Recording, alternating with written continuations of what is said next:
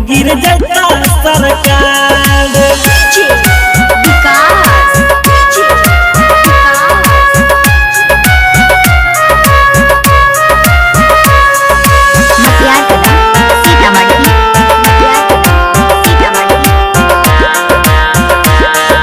Corona के महामारी में कर रहे भला,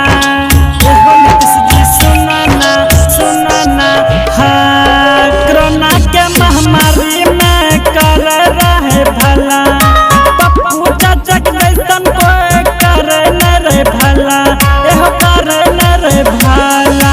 गरीबन के मसीहारी है, गरीबन के मसीहारी है, करे सब काम।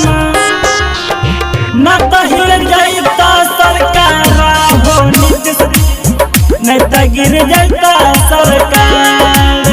नहीं तो हिल जाता सरकार हो नीतीश, नहीं तो गिर जाता सरकार।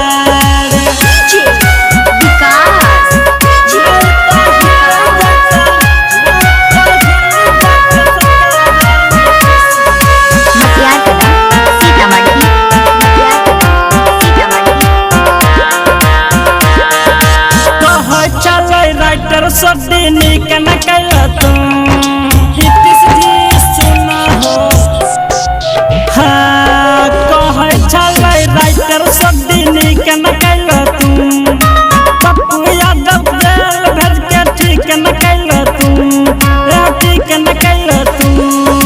कहे छलै राजा राजे,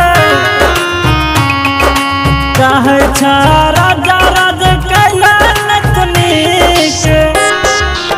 नहीं तो हिल जाता सरकार नीतीश हो, नहीं तो गिर जाता सरकार। नहीं तो हिल जाता सरकार नीतीश, नहीं तो गिर जाता सरकार।